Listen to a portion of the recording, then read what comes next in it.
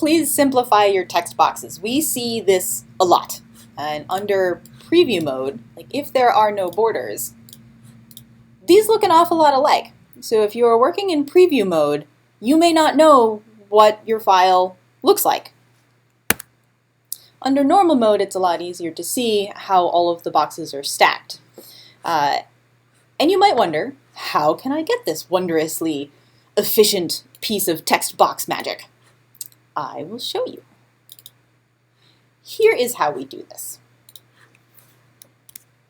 If this is a call out, this is where we see it very frequently with an empty frame with a color applied and then transparent text boxes on top of them.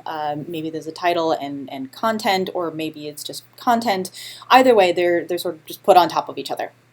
So rather than checking the alignment between the top of the box and the top of the text box and the left of the box and the left of the text box and the bottom of the box and the bottom of the text box and the right of the box and the right of the text box in every single occasion where that happens, this is a more efficient way to do it and make it look the way you want it to look. So place the text in the box, set the alignment style, whatever it is you want to set. Set your text frame options by hitting Command B. There are a few things that we like to check when we do this. So under General, you can change the number of columns. Now this looks like it's jumping around because remember this is in preview mode, it's not in normal mode. Under normal mode, we can see this a lot better.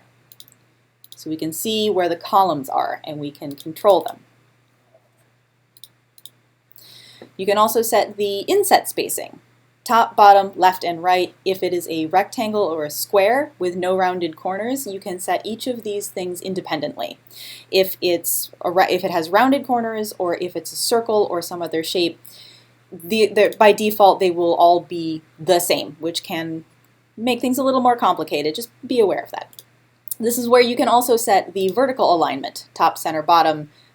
I don't think we ever use Justify, but it's there. Ah, that's what Justify does. I don't know if I like that, but that's up to you as an art director. You can use that if you so choose. Now under baseline options, we want to change the offset from ascent to cap height.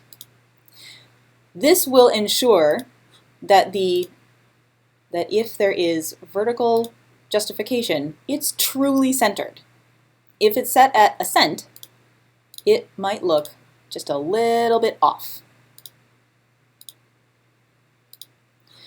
So the result, here is a 1/4 inch inset applied, center aligned, and if your box is bigger than your text is, if you definitely want to have this nice even inset all the way around, double click a handle and it will snap the box closed for you.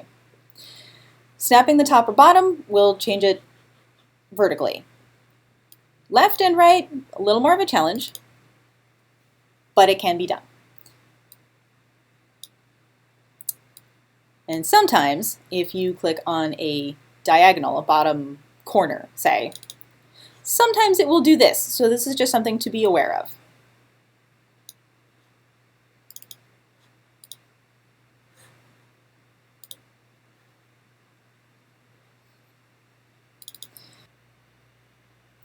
Now, talking about setting baseline offset defaults.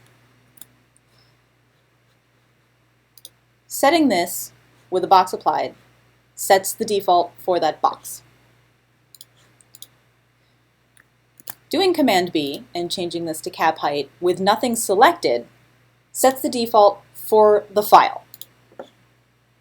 So any future boxes you make in this file will also have the offset set to cap height from that point on. Now,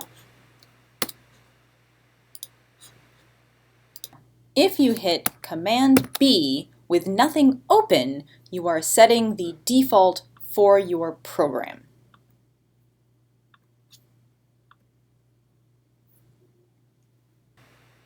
This won't override the settings in files that you open, but it will set the default for future files that you create from scratch on your version on your computer.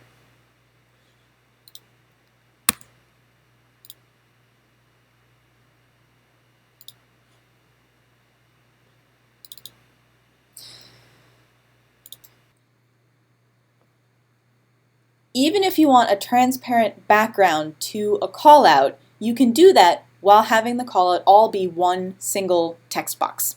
You can do that with the Effects panel. I have it here in my workspace. It is also found under Window, Effects.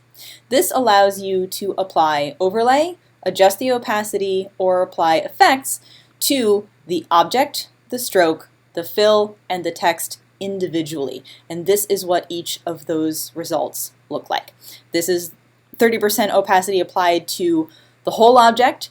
Over here is just applied to the stroke, this is just applied to the fill, and this is applied to just the text.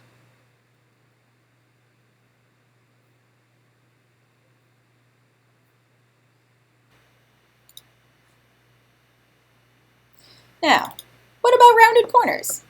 If there are rounded corners, do not lose hope. You can put the text in the text box and then look for this up in the top workspace. That is right here.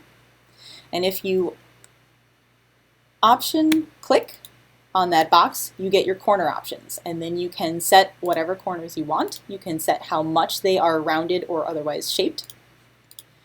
That way, if you have done that, then no matter how much the proportions or the dimensions of that box change, the corners will not distort.